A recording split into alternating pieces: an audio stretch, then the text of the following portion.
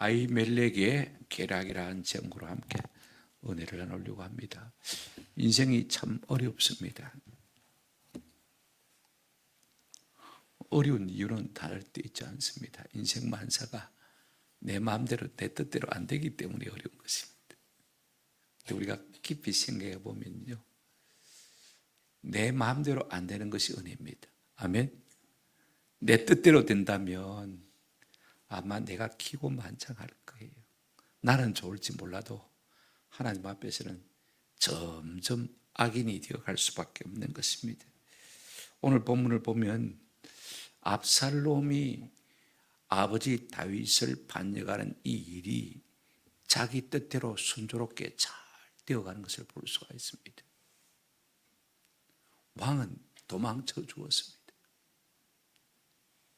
압살롬은 반역을 하는 입장에서 말입니다, 빈 예루살렘을 무혈입성했습니다. 손 안 대고 굽은 것이죠.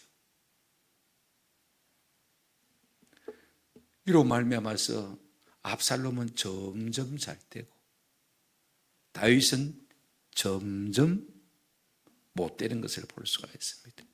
그림으로 보더라도 말입니다, 압살롬은 예루살렘 위로 올라갑니다. 그렇죠? 그런데 다윗 왕은 감람산에서 자꾸 여리고로 내려가는 길에 빠져 있는 것을 볼 수가 있습니다. 올라가고 내려가고. 그러나 우리가 한 가지 꼭 여러분이 마음속에 새기시면 좋겠다 싶은 성경 구절이 하나 있습니다. 잠언 20장 21절 한번 같이 보시기를 바랍니다. 잠언 20장 21절 말씀입니다. 처음에 속기 잡은 산업은 마침내 복이 되지 않느니라 그랬습니다. 여러분, 뭐든지요, 속기 잘 되는 것, 그 좋은 것 아닙니다. 우리가 압살롬의 생애와 좀 함께 더불어 생각해야 될 말씀이 바로 이것입니다. 너무 속기 잘 되는 사람들, 금방 성공하는 사람들 너무 부러워하지 마시기를 바랍니다. 이제 16장, 17장은 이 포커스가 압살롬에게 맞추어지죠. 그죠? 다윗은 잠시 물러가 있고 압살롬이 마치 모든 실권을 다 가지고 왕이 된 것 같은 그런 분위기에서 지금 이 말씀이 주어지고 있는 것을 볼 수가 있습니다. 그럴 때 이 압살롬에게 무슨 일이 일어난지를 우리가 좀 살펴보면서 은혜와 도전을 받았으면 좋겠습니다. 첫 번째로 우리가 생각할 것은 압살롬을 영접하는 후세의 모습입니다. 15장 37절에 보면 다윗의 친구 후세가 곧 성읍으로 들어가고 압살롬도 예루살렘으로 들어갔더라 그랬습니다. 그러니까 이 후세가 예루살렘의 성에 먼저 들어가고 간발의 차로 말입니다. 그 다음에 반역하는 압살롬과 그를 따른 무리들이 어디에 들어왔습니까? 예루살렘에 들어왔습니다. 다윗은 이미 피난 가고 없는 것이죠.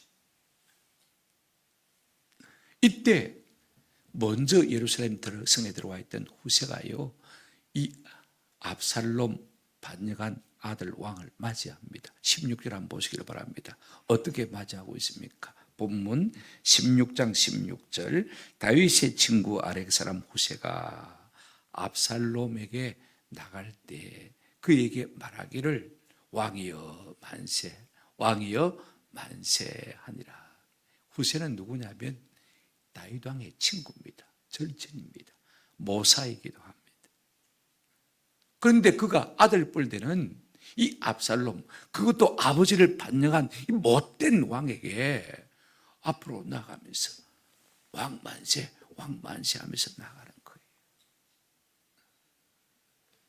아니, 어떻게 이런 일이 일어날 수가 있는 것입니까? 우리가 앞에서 이미 살펴보았습니다마는 왜 후세가 다윗과 함께 도망가지 아니하고 지금 반역하는 아들 압살롬을 맞이하고 있는 것입니까? 15장 33절 34절에서 이미 우리가 살펴보았습니다마는 이제 후세가 다윗을 맞으러 와서 같이 피난 가겠다고 했을 때 네가 나와 함께 피난 가면 내 침략이 된다. 그러지 마라. 그러면서 한마디 사명을 딱 입에 넣어주는 것을 볼 수가 있습니다. 34절을 보시기 바랍니다. 15장.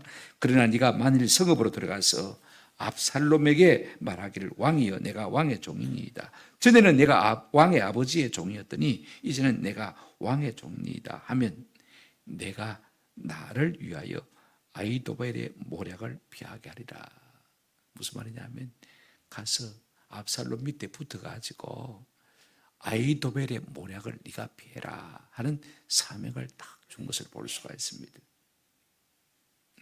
그러면 네가 나를 돕는 것이 되지만은 나와 함께 도망가면 네도 힘들고 나도 힘들고 서로 힘들다.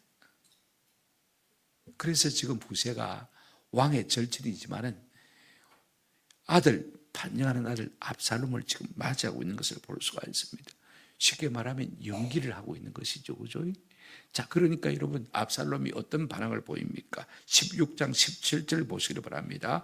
압살롬이 후세에게 이르되 이것이 네가 친구를 후대하는 것이냐? 내가 어찌하여 내 친구와 함께 가지 아니하였느냐? 압살롬도 믿을 수가 없습니다. 아버지의 절친이 아버지를 따르지 아니하고 자기 편에 선다는 것이 도무지 이건 무슨 상황이지? 하는 느낌이 든 것을 볼 수가 있습니다. 아버지를 배신할 뿐이 아닌데 어떻게 아버지를 배신하나? 그래서 뭐라고 합니까? 아니 어떻게 당신이 내 아버지 친구면서 아버지와 함께 도망가지 않냐? 그것이 당신 친구에게 베푸는 해세드냐? 후이냐? 그렇게 묻고 있는 것을 볼 수가 있습니다. 그때 이 후세가 뭐라고 대답합니까? 자, 성경 보십시오. 합리적인 의심에 대한 지혜로운 답변을 이 후세가 하고 있는 것을 볼 수가 있습니다. 누구든지 그죠? 의심할 수밖에 없습니다만 그런데 의심을 잠재우는 지혜로운 답변을 과연 모사답게 왕의 절친답게 딱 답을 하고 있는 것을 볼 수가 있습니다. 18절 보실까요? 후세가 압살롬에게 이르되 그렇지 아니하니이다. 내가 여호와와 이 백성 모든 이스라엘의 택한 자에게 속하여 그와 함께 있을 것입니다. 이게 하나고 그 다음에 두 번째 19절을 보시기를 바랍니다. 또 내가 이제 누구를 섬기리까? 그의 아들이 아니니까 내가 전에 왕의 아버지를 섬긴 것 같이 이제 왕을 섬기리이다 하니라 라고 말하고 있는 것을 볼 수가 있습니다. 이게 무슨 말이냐? 참 중요합니다. 여러분 반란을 일으킨 사람에게는요 제일 시급한 것이 무엇이냐면 정통성입니다. 합법성입니다. 그리고 여론전에 우선순위를 접하는 것입니다. 지금 압살롬은 이게 가장 급합니다.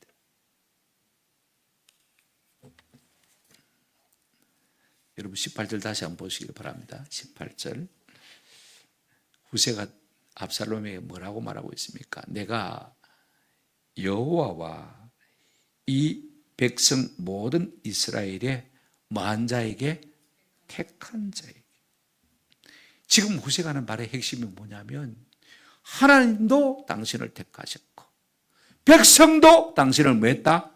택했다는 것입니다. 지금 쿠데타를 일으켰어요.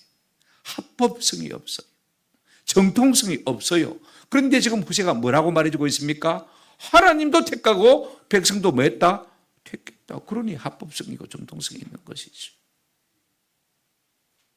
압살롬이 듣고 싶어하는 이야기를 들려주는 것을 볼 수가 있습니다. 참 지혜로운 사람이지. 사람들은 누구든지 내가 듣고 싶은 하는 말을 들려주면요 다 좋아라 합니다. 그렇지 않습니까? 두 번째 한 이야기가 무엇입니까? 그 아버지의 그 아들 아니냐. 내가 전에는 아버지를 섬겼다면 이제 하나님이 택하고 백성도 택한 왕의 아들을 섬기는 것이 뭐가 이상하냐? 당연하지 않냐? 논리를 앞세우고 있는 것을 볼 수가 있습니다. 그러니 합리적인 의심이 들었던 압살롬이요 완전히 묵묵부답입니다. 할 말이 없습니다. 이게 지략입니다. 합리적인 의심을 하고 있는데도 불구하고 두 마디 말로 후세는요 완전히 이 압살롬의 마음을 쥐어 잡는 것을 볼 수가 있습니다. 하나님도 택했고 백성도 택했고 그 아버지의 그 아들인데 그 아버지를 숨긴 내가 그 아들을 숨긴 것이 마땅치 아니하냐. 이 두 마디 말로 후세는 압살롬의 마음을 완전히 무장해제시키고 만 것을 볼 수가 있습니다. 이 말 한마디에 압살롬이 완전히 혹해버려요. 그러면 압살롬은 지혜로운 사람이냐? 아닙니다. 4년 동안 반역을 일으킬 준비를 하고 있었던 사람이라면요, 이 한마디 말에 혹해서는 안 되지 않습니까? 압살롬은 야망은 있었지만은 지혜는 없는 사람인 것을 볼 수가 있습니다. 여러분, 전쟁은요 힘으로 싸우는 게 아닙니다. 한번 따라합시다. 모략으로 싸우는 것입니다. 지혜로 싸우는 것입니다. 사람은요 내게 가장 아쉬운 것이 그 사람의 약점입니다. 아쉬울 때가 가장 약할 때입니다. 지금 이란이 이제는 석유 파이프를 다 묻어야 될 때가 되었습니다. 저장할 데가 없으니까 지금 똥줄이 땡기는 겁니다. 미국은 시간이 넉넉합니다. 내가 아쉬운 것이요 내 약점이 되어지는 것을 볼 수가 있습니다. 이 말 하니까 압살롬이 후세를 덥석 물어버렸습니다. 다시 자기의 모사로 인정하는 것을 볼 수가 있습니다. 그럼 뭘 통해서 그걸 알 수가 있느냐? 성경 한번 보십시다. 17장 5절 우리가 읽지 않았습니다만은 이렇게 말하고 있는 것을 볼 수가 있습니다. 압살롬이 이르되 아렉 사람 후세도 부르라. 우리가 그의 말도 듣자니 아히도벨과 동등한 위치에서 그의 모략도 듣기를 원하는 것을 볼 수가 있습니다. 그만큼 후세를 뭐했단 말입니까? 믿었다는 말인 것입니다. 나중에 보시면요 우리가 17장 14절에 보시면 압살롬과 온 이스라엘 사람들이 이르되 아렉 사람 후세의 계략은 아히도벨의 계략보다 한번 따라합시다. 낫다 하니 그럴 수가 없는 거예요. 그런데 하나님이 그들의 마음을 탁 쥐어잡으니까 후세의 모략을 더 옳게 이긴 것을 볼 수가 있습니다. 이제 후세 이야기는 여기서 그만하고 아히도벨이라는 사람으로 넘어가 보려고 합니다. 아히도벨의 첫 번째 계략입니다. 다윗이 왕자를 부리고 피난한 후에 이 압살롬은 이제 예루살렘에 당당하게 입성을 했습니다. 여러분, 사람들은 항상 떠오르는 권력에 줄을 대게 되어 있습니다. 맞습니까? 지는 해에 관심을 갖는 사람 없습니다. 떠오르는 해에 관심을 다 갖는 것을 볼 수가 있습니다. 그러니까 사람들의 지금 마음이 누구에게로 기울어졌습니까?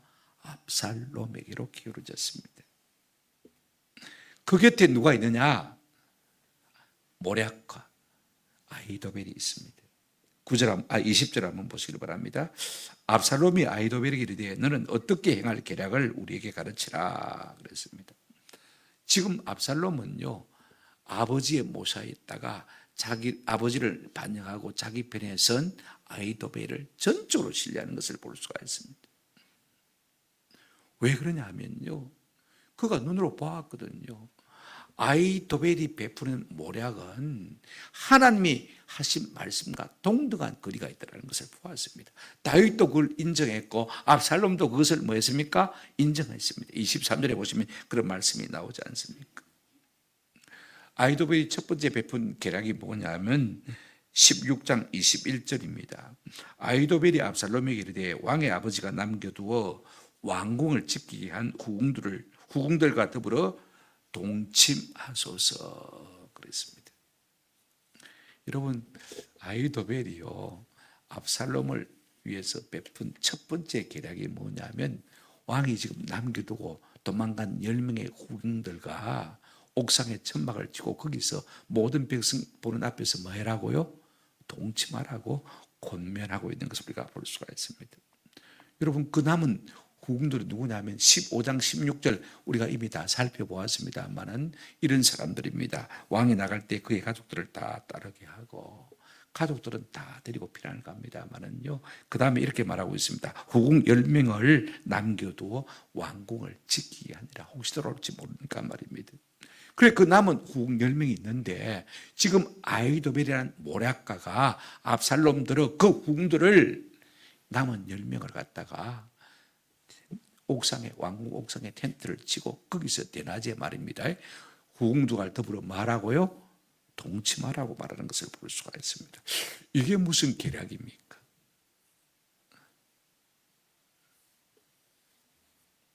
(21절) 하반절에 보시면 다 의미가 있는 것이죠. 이렇게 말하고 있습니다. 그리하면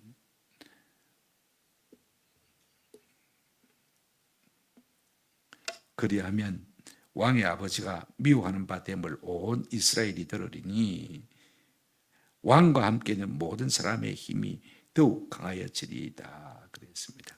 한마디로 말하면요, 당신이 아버지의 후궁들하고 동침을 해야 아버지하고 원수가 된다 그 말인 것입니다. 지금 아히도벨은요, 다윗과 압살롬 사이 부자 관계를 완전히 철천지 원수로 만들어버리려고 하는 계교를 지금 베풀고 있는 것을 볼 수가 있습니다. 두 가지 측면에서 그래야 될 필요가 있습니다. 하나는요, 왜 그러냐? 압살롬 자기를 생각하면 그렇습니다. 다윗과 압살롬은요, 아무리 전 왕이고 후왕이지만은 부자지간입니다. 그죠? 만약에 그들이 전쟁에서 누가 이기든 지든 살아있다면 부자 관계가 회복될 가능성이 있습니까? 없습니까? 아무리 그래도 부자지간인데 그렇지 않습니까? 철천지 원수가 될 수가 없습니다. 누가 이기든 누가 지든 상관없어요. 그들은 태생적으로 아버지와 아들입니다. 그러면 여러분, 두 사람이 다 살아있을 수를 생각하면요, 제일 손해볼 사람이 누굽니까? 다윗이 살아있든 압살롬이 살아있든 누가 왕이 되든, 그죠? 제일 손해를 볼 사람이 누굽니까? 둘 다 살아있을 가능성을 우리가 생각하고 말입니다. 한번 더 합시다. 아히도벨, 지가 낙동강 오리알 되는 거예요. 이놈은 이 붙었다가 저 붙다가 그랬거든요. 그죠? 그 다음에 아버지의 후궁을 갖다가 데리고 동침하라고 했던 천하의 몹쓸 인간입니다. 그런 인간을 살려두겠습니까?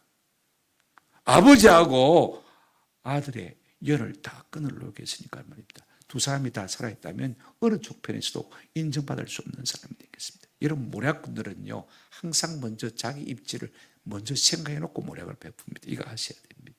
자기 빠져나갈 구멍을 다 만들어 놓고 깨를 부린다 그 말인 것입니다. 자기 손해볼 짓은 절대로 안 합니다. 두 번째는 뭐냐면요, 지금 이 압살롬을 따르는 이 반역 무사꾼들 말입니다. 그들로 하여금 건너지 못할 강을 건너게 하는 것입니다. 자, 여러분 생각해 보십시오. 사람이란 것은요, 어느 쪽으로 가든지 간에 큰 쪽으로 나중에는 기울게 되어 있습니다. 지금은 압살롬이 커 보이니까 압살롬이로 기울어져 있습니다. 그죠? 그런데 압살롬이 쪼그러들고 다윗이 다시 커지게 되어지면 압살롬에게 붙었던 군사들이 또 어떻게 할 가능성이 있습니까? 다윗에게 붙을 가능성이 있습니다. 사람은 어쩔 수가 없는 것입니다. 아예 배수진을 치는 것을 볼 수가 있습니다. 압살롬이 후궁들과 동침함으로 말미암았어요. 이제 아버지 다윗과 철천지 원수가 되어지면, 그죠? 이 몹쓸짓한 것을 다윗이 안다면, 만약에 다윗이 득세를 하고 그래서 사람들이 다윗에게로 옮겨간다 할지라도 다윗이 압살롬에게 속았던 사람을 받아주겠습니까? 안 받아주겠습니까? 안 받아준단 말입니다. 목 친단 말입니다. 과거에도 그렇게 했거든요. 그러니까 어떻게 합니까? 죽을 똥 살 똥 누구에게 충성해야 됩니까? 압살롬에게 충성해야 되는 것입니다. 이게 배수지를 친다는 말인 것입니다. 극약 처방을 한 것입니다. 그래서 사람들로 하여금 이제는 이판사판이다. 압살롬이 이겨야 된다.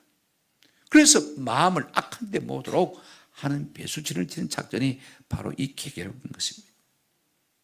여러분, 아이러니컬하게도요, 반란을 일으킨 사람이 가장 무서워하는 것이 반란입니다. 자기가 한번 배반해 봤거든요. 그래서 사람들의 마음에 있는 배반을 가장 무서워하는 것입니다. 다른 사람을 믿을 수가 없는 것입니다. 그러니까 자기에게 등을 돌리지 못하도록 미리 대책을 강구해야 되는데, 그것이 무엇이냐면 왕이 남기고 간 후궁들과 동침하는 것이었습니다. 한 통속이 되어버리니까 말입니다.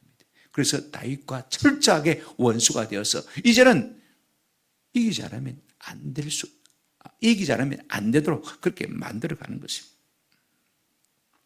이 계략에 여러분, 아들 압살롬은요, 고민 한번 안 해보고 보십시오.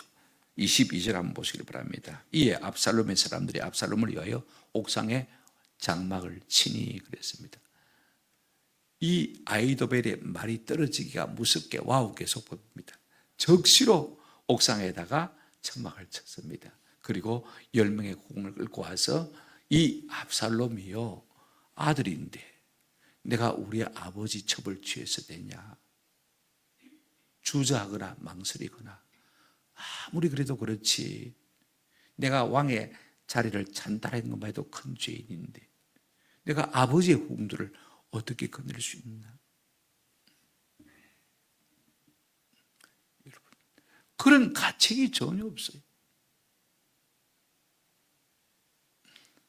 여러분, 아이도벨도요, 압살롬도 이와 같은 죄를 지어서는 절대로 안 될 사람입니다.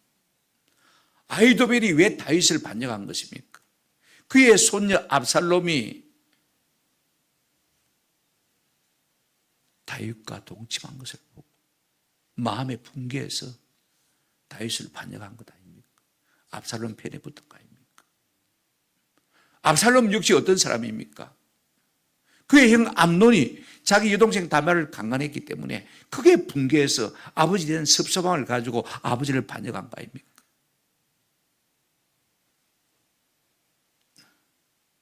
그런 사람들이 이와 같은 죄를 저지른다고 하면요, 자기 모순이죠. 사람들은요, 남에 대해서 쉽게 분노한 사람들 있지 않습니까? 그죠? 그런 사람들을 가만히 보면 자기 자신이 그 죄에 빠져 있는 사람들입니다. 대충 다 그렇습니다.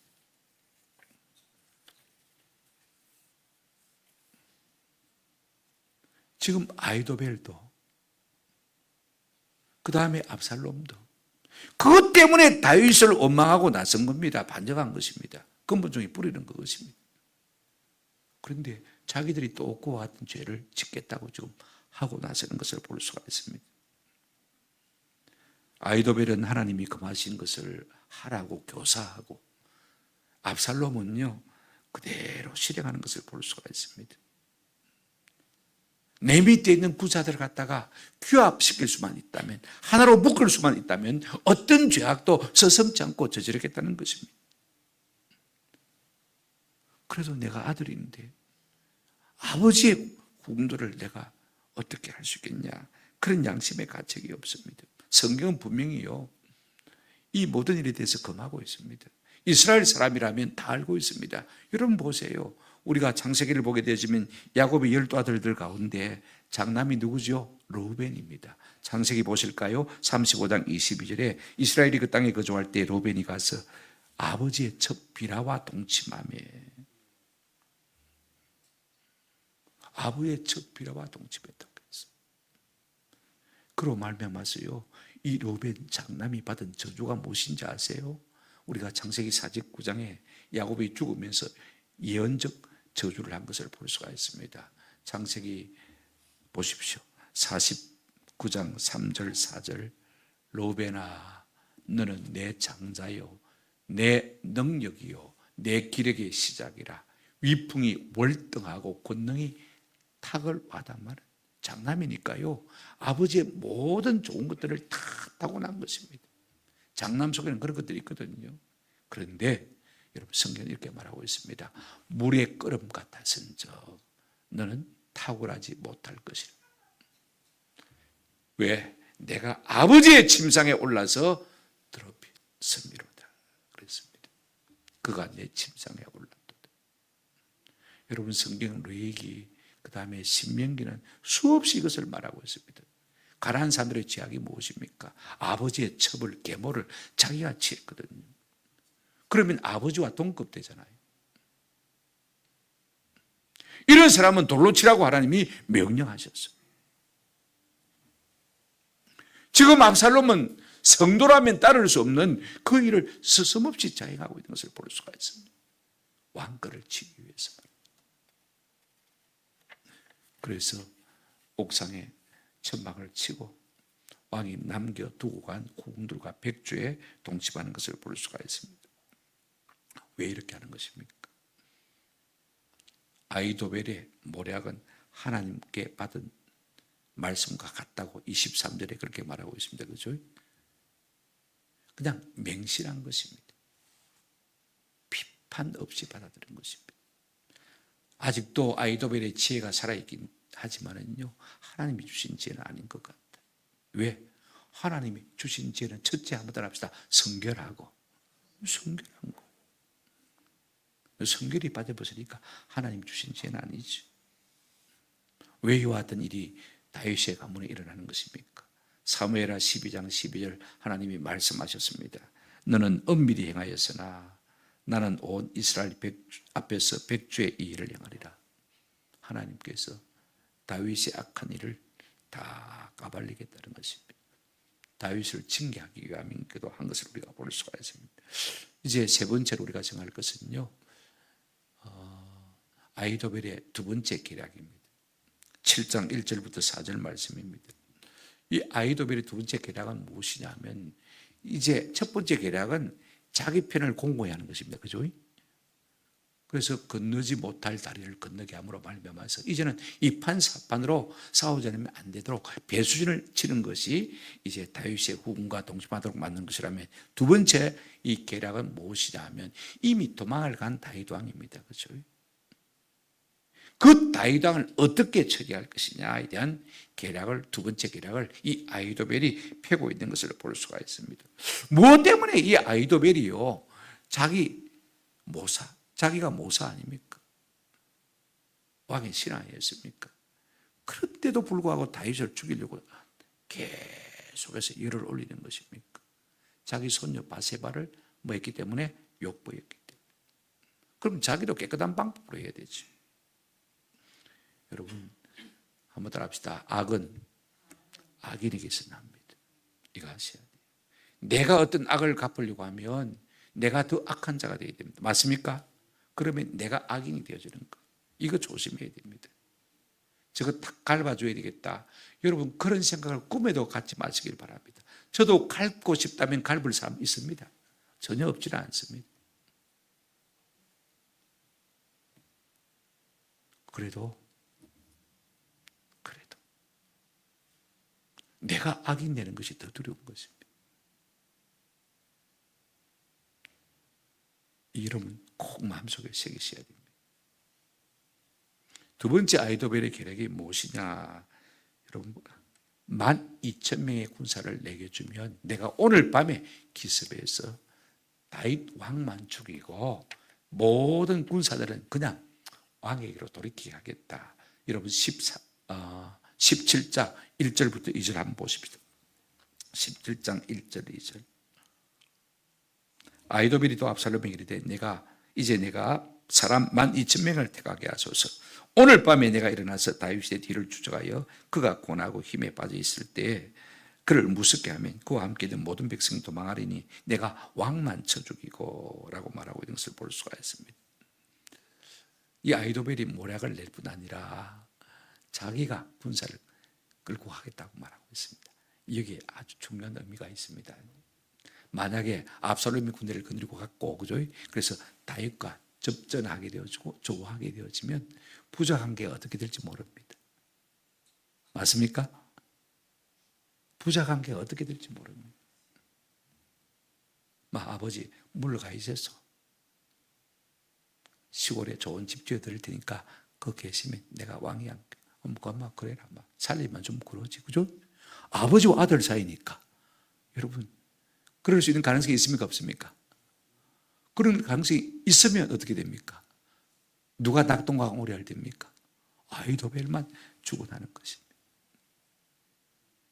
그러니까 철저하게 다윗과 압살롬 사이를 분리시키는 것을 볼 수가 있습니다. 앞에도 그랬죠, 그죠? 이게 사단의 계교입니다. 우리의 관계를 자꾸 끊으려고 하는 사람을 우리는 조심해야 됩니다. 아멘? 이 말 물어주고 저 말 물어주고 내 말 물어가 저가 인간 그렇지, 인간 그렇지. 이런 사람들 참 조심해요.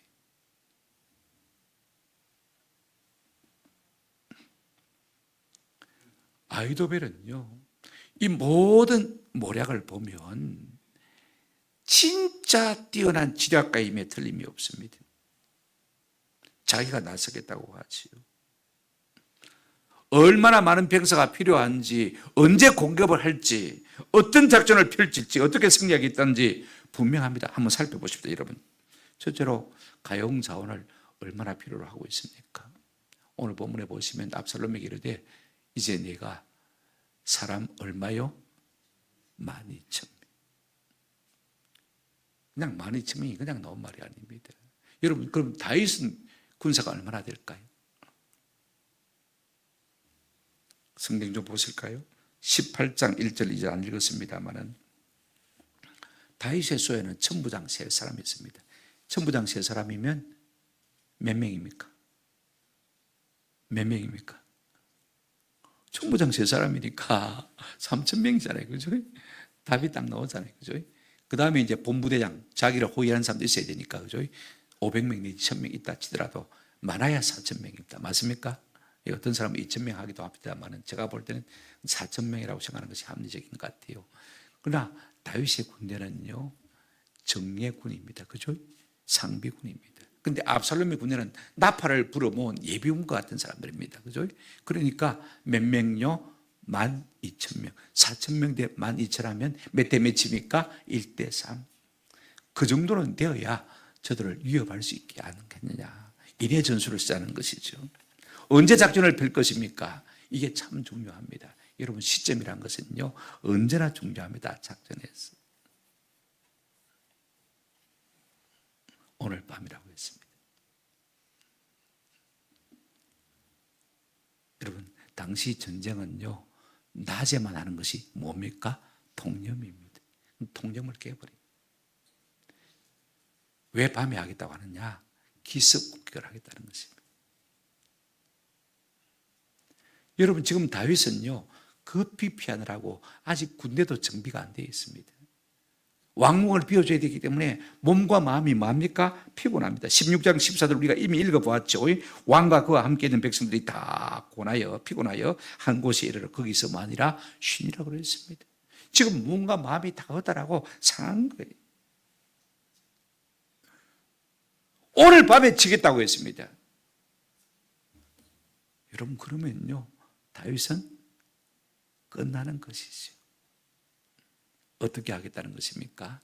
2절 보시기를 바랍니다. 그가 고나고 힘이 빠졌을 때 한번 더 합시다. 기습하여. 예. 기습이라는 것은요, 공격의 허를 찌르는 것을 말하는데 적이 예상치 못한 시간이나 장소나 수단과 방법으로 타결해서 최고의 효과를 내는 것을 우리가 기습 공격이라 그렇게 말합니다. 결론이 뭡니까? 한번 더 합시다. 왕만족이고, 왕만족. 3절 한번 같이 보실까요? 다 같이 읽겠습니다. 시작. 모든 백성이 당신께 돌아오게 하리니 모든 사람이 돌아오기는 왕이 찾는 이 사람에게 달렸습니다. 그래야면 모든 백성이 평안하리이다.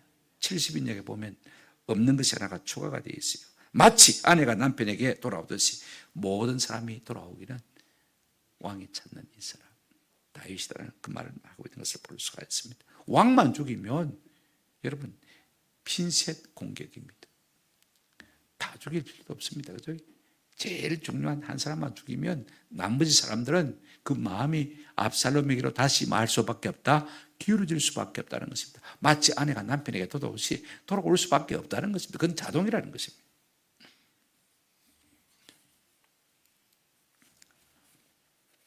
결과가 어떻게 되었습니까?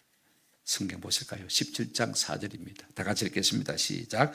압살롬과 이스라엘 장로들이 다 그 말을 옳게 여기더라. 무슨 말입니까? 과연 아히도벨이 대단하다. 전부 아마 해를 내둘렀을 것 같아요.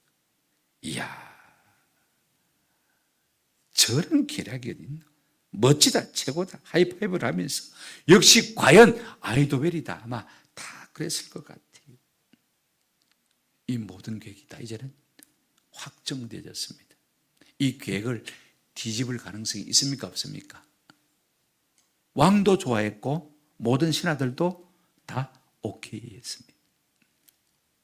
그러나 우리가 알아야 될 것은요, 이 아히도벨의 계략이 천재적이긴 하지만은 성경적이지는 않다는 사실을 우리가 꼭 기억할 필요가 있습니다. 앞으로 이것이 어떻게 되는지, 사람의 마음을 본물처럼 움직이는 하나님께서 이 모든 것을 어떻게 변경시키는지 우리가 다음 시간에 생각했으면 좋겠습니다. 말씀을 맺습니다. 여러분, 우리가 몇 가지를 좀 생각하십시다. 우리가 누구 편에 서고 누구를 따를 것인가, 이거 너무나 중요합니다. 너무나 중요합니다. 판이 바뀌면 그죠? 망할 사람도 있지만 기회를 얻을 사람도 있습니다. 판이 바뀌면 기회를 얻고 싶은 사람들은 거기에 붙게 되어 있습니다. 그러나 아무데나 붙으면 안 됩니다. 우리가 세상 살면서요, 어디에 붙는 것이 가장 좋습니까? 그래도 하나님의 마음이 있는 사람에게 붙는 것이, 그것이 이 생에서도 내가 잘 되는 비결이요, 영원한 나라에서도 내가 잘 되는 비결입니다.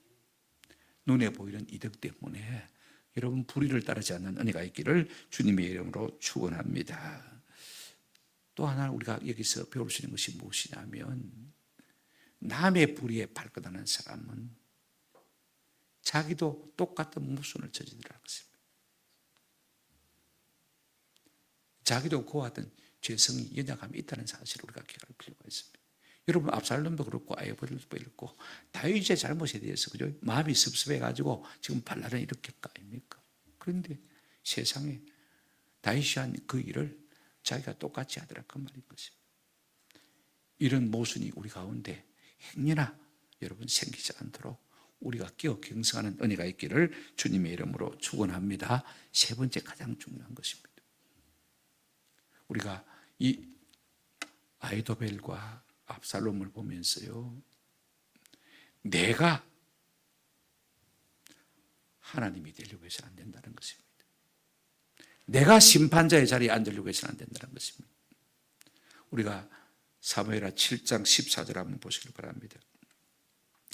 하나님께서 다윗에게 이 말씀하셨습니다. 나는 그 아비가 되고 그는 내 아들이 되니, 그랬습니다. 내 말을 따르면 내가 아버지가 되겠다. 그런데 나를 저버리면, 나를 버리고 죄를 범하면 내가, 한번 따라합시다, 사람 막대기와 인생 채찍으로 징계하리니. 여러분, 사람 막대기와 인생 채찍을 들어서 징계하시는 분은 누구십니까? 하나님이십니다. 그런데 행여라도 우리가요,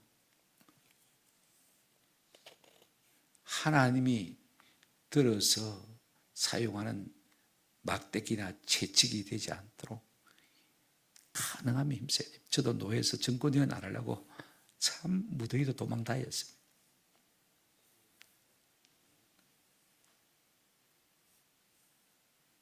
중요한 거예요, 여러분. 하나님이 누군가를 징계하실 때 사람 막대기, 인생 채찍 들어서 사용하십니다. 그죠? 그런데 분명한 것입니다. 한번 따라합시다. 그 악인보다 더 악한 사람을 들어 인생 채찍과 사람 막대기로 씁니다. 내가 원수 갚으려고 하면 내가 그 사람보다 더 악한 사람이 되어 있습니다. 맞습니까? 절대로 그런 사람 되지 마시기를 바랍니다. 원수 갚는 것이 내게 있으니 한번 더 합시다. 내게 맡기라. 저 인간 내가 살려주면 안 된다. 여러분 행이라도 그런 마음 갖지 마시길 바랍니다. 그러는 순간에 내가 그 사람보다도 더 많은 사람이 되집니까? 악한 사람이 될 가능성이 많습니다. 지금 아이도벨과 이 압살롬은요, 자기가 스스로 사람 막대기 인생 채찍 자리에 자기 스스로 기어들어가고 있는 것입니다. 여러분 그런 사람들의 결론이 어떻게 되는지 여러분 앞으로 성경을 읽어보시면서 아시겠지만 아이도벨은 스스로 목매어 죽었습니다. 맞습니까? 압살롬은 창에 찔려 죽었습니다.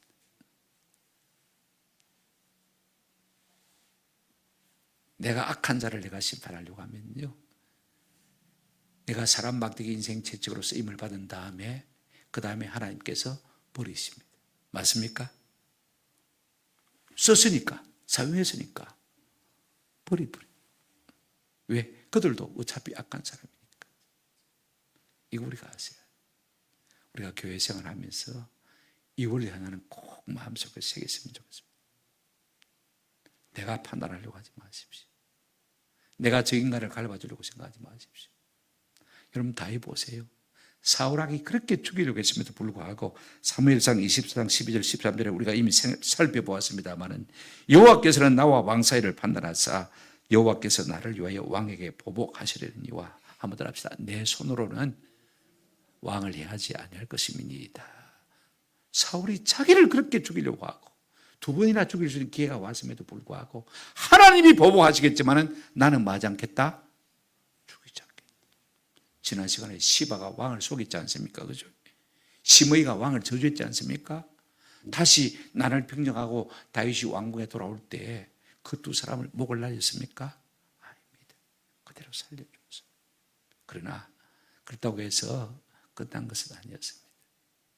나중에 솔로몬이 왕이 되었을 때 이 두 인간 나중에 요압까지 합쳐서 네가 네 지혜로 알아서 판단해라.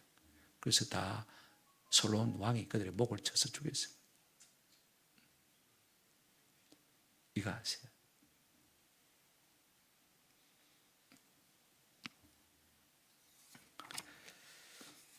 압살롬이 진짜 왕이 되고 싶었다면 하나님을 좀 더 알고 하나님께 묻고 하나님의 인도를 받고 하나님의 때를 기다렸다면 어쩌면 하나님께서 그를 왕으로 세웠을지도 모르겠습니다. 그랬다면 암논이 다말을 강간한 것 때문에 행을 죽일 일도 없었을 것이고 다윗을 반란하고자 하는 마음도 안 생겼을 것입니다. 너무 잘난 인간이 돼가지고 모든 사람의 인기를 한 몸에 받으니까 그 탁월함이 물의 끓음같이 도가 넘쳐버린 것. 겸손함이 그 가운데 없었습니다. 선을 넘어버린 것을 볼 수가 있습니다.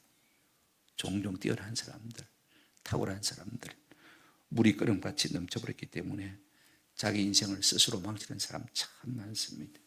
누가 그와 같은 사람이라고요? 압살롬이 그와 같은 사람이라는 것입니다. 그러므로 우리가 하나님의 손에 들려 쓰임받기를 원한다면 원수는 용서하고, 그죠? 하나님 앞에 기도하고 때를 구하면요 하나님께서 기회를 주셔서 존귀케 할 수가 있습니다만 그렇지 못하고 역경하면 하나님 그 인간을 마신다고요? 버리신다는 사실도 꼭 기억할 수 있는 은혜가 있기를 주님의 이름으로 축원합니다. 우리 찬송 한 장 같이 부르시겠습니다. 407장입니다. 구주와 함께 나 죽었으니 구주와 함께 나 살았다.